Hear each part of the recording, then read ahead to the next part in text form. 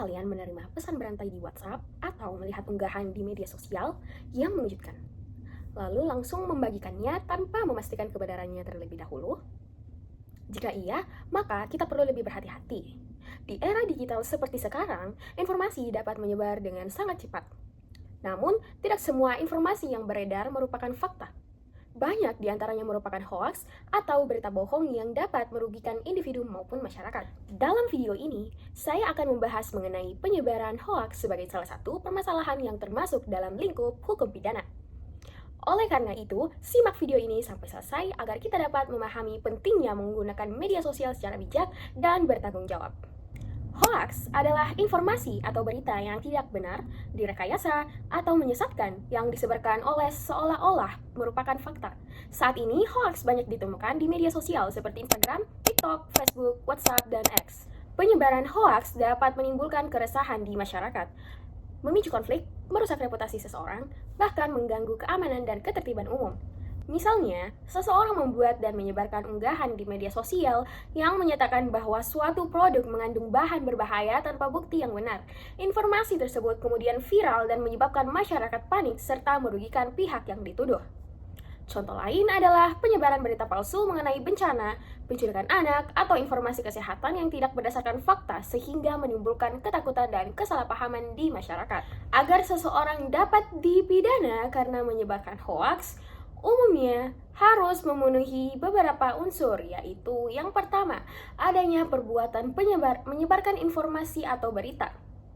Yang kedua, informasi yang disebarkan terbukti tidak benar atau menyesatkan. Yang ketiga, penyebaran dilakukan dengan sengaja atau dengan kesadaran bahwa informasi tersebut belum tentu benar.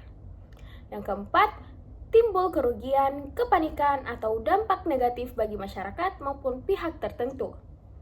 Jika unsur-unsur tersebut terpenuhi, pelaku dapat dimintai pertanggungjawaban pidana.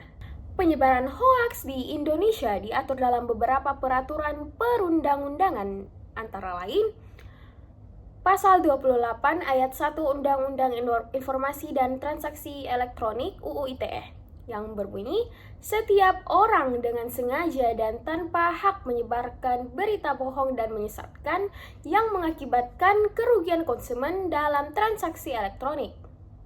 Selain itu, penyebaran berita bohong yang menimbulkan keonaran di masyarakat juga dapat dikenakan ketentuan dalam Pasal 14 Ayat 1 Undang-Undang Nomor 1 Tahun 1946 tentang Peraturan Hukum Pidana.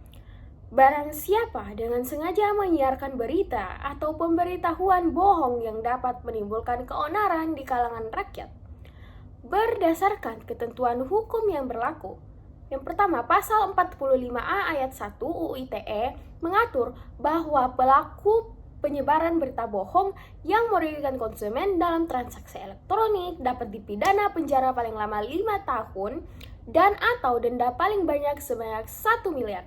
Yang kedua, Pasal 14 Ayat 1 Undang-Undang Nomor 1 Tahun 1946 mengatur bahwa pelaku yang dengan sengaja menyebarkan berita bohong hingga menimbulkan keonaran dapat dipidana penjara paling lama 10 tahun. Korban penyebaran hoaks berhak memperoleh perlindungan hukum. Dampak yang dapat dialami korban antara lain, yang pertama, kerugian material, kedua, kerusakan nama baik atau reputasi, ketiga, gangguan psikologis, keempat, kehilangan kepercayaan masyarakat.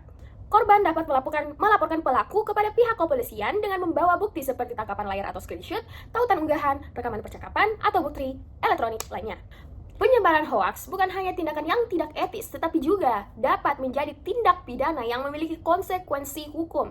Oleh karena itu, masyarakat harus lebih bijak dalam menggunakan media sosial dengan memeriksa kebenaran informasi sebelum membagikannya kepada orang lain. Prinsip sederhana yang dapat diterapkan adalah saring sebelum sharing. Dengan tidak mudah menyebarkan informasi yang belum terverifikasi, kita dapat membantu menciptakan ruang digital yang lebih aman, sehat, dan bertanggung jawab. Sebagai pengguna media sosial, kita memiliki tanggung jawab untuk menggunakan teknologi secara bijak. Jangan mudah percaya dan menyebarkan informasi yang belum jelas kebenarannya, karena satu klik yang kita lakukan dapat berdampak besar bagi orang lain dan bahkan berujung pada sanksi pidana. Terima kasih. Saya Siti Kalamaja Sofyan. Wassalamualaikum warahmatullahi wabarakatuh.